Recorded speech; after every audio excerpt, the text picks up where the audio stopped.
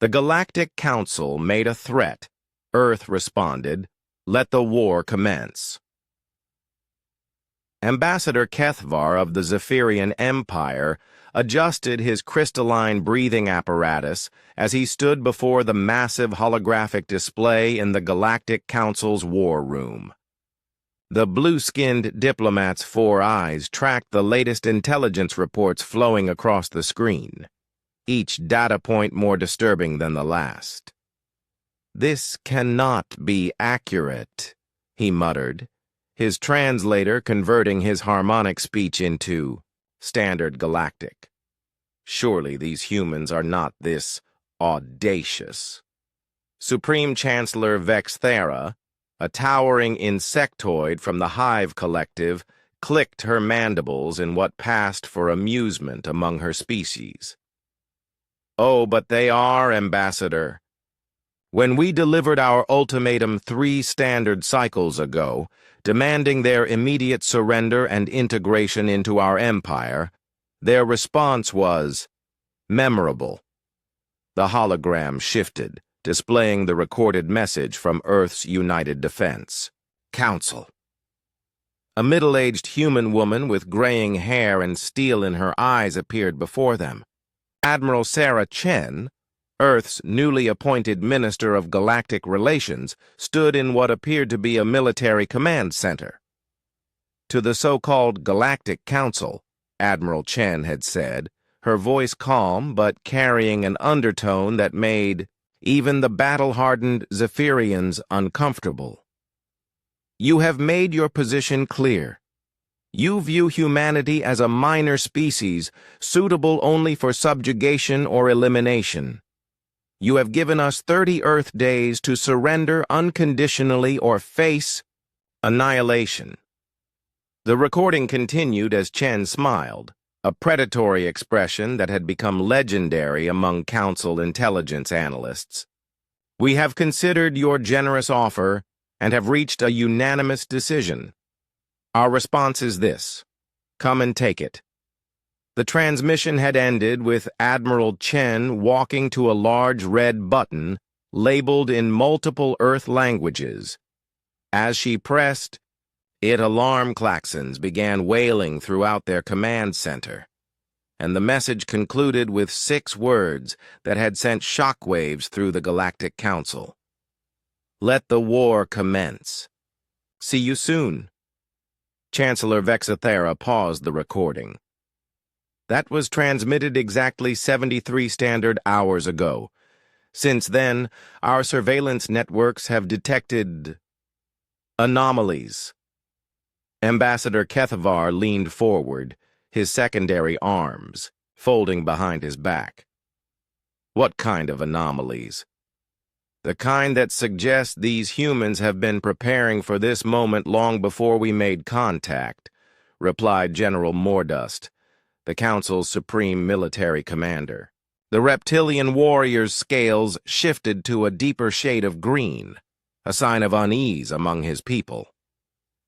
"When our advanced scout fleets arrived at the edge of their solar system, they found it different. The holographic display changed, showing real-time feeds from the Council's reconnaissance drones. Where their intelligence had indicated a primitive solar system with a single inhabited world, they now observed something that defied their understanding of human technological capabilities. Earth's moon had been transformed into a massive fortress, its surface bristling with weapons arrays that energy scanners couldn't fully identify. Mars showed signs of extensive terraforming and militarization, with what appeared to be shipyards stretching across entire continents. The asteroid belt between Mars and Jupiter had been reorganized into defensive formations, each rock equipped with propulsion systems and weapons platforms. "How is this possible?" Kethvar whispered. "Our intelligence indicated they achieved faster-than-light travel only 50 standard years ago. Their technology should be millennia behind ours." General Mordust's tail lashed anxiously. "That's what we thought. Our first mistake was assuming human development follows standard patterns. Most species discover FTL travel and then spend centuries perfecting it before venturing far from their homeworlds. Humans did something different. The display showed archived footage from human expeditionary fleets. Unlike other species, cautious exploration vessels, human ships were built like weapons. Every transport doubled as a troop carrier. Every research vessel could serve as a command ship. Every colonist was also a soldier. They militarized everything from the beginning, General Mordust continued. While we were cataloging their quaint cities and primitive weapons, they were turning their entire species into a war machine. Every human settlement beyond Earth is also a fortress. Every civilian is trained for combat. Every research station can be converted into a weapons platform within hours. Ambassador Kethvar studied the tactical readouts with growing alarm. Their fleet compositions make no sense. These ship designs prioritize survivability over efficiency, redundancy over elegance. Why build vessels that can operate with 70% of their systems destroyed? Because, came a new voice from the chamber's entrance. They expect their ships to be destroyed. All three council leaders turned to see Admiral Theknos, commander of the 5th Battle Fleet, entering with what remained of his command staff. The usually immaculate Aquarian officer's biosuit was scorched, and his fins showed signs of recent trauma. "Admiral!" Chancellor Vexithera rose from her seat. "Your fleet was not scheduled to return for another 10 cycles. Where are your ships?" "Admiral." Theknos approached the central display, his movements stiff with barely controlled rage. "Gone. All 200 vessels of the 5th Fleet. Destroyed, captured, or worse." "Impossible," General Mordust hissed. "The 5th Fleet could conquer entire star systems. You faced a single world of primitives." "Primitives?" Admiral Theknos laughed bitterly.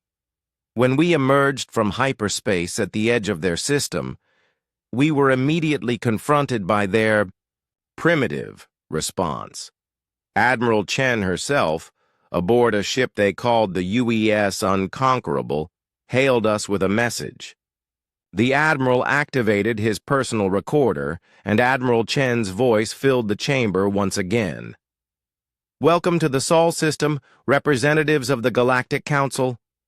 You have entered sovereign human space with hostile intent. This constitutes an act of war. You have exactly 60 seconds to power down your weapons and surrender, or we will demonstrate why humanity has never lost a war on our home ground." "I ordered our weapons charged," Admiral Theknos continued. "It seemed laughable. One human ship against our entire fleet. That's when I learned my first lesson about human warfare. They don't fight fair." The recording continued with tactical data showing the destruction of the 5th Fleet. It hadn't been a battle. It had been an ambush on a system-wide scale.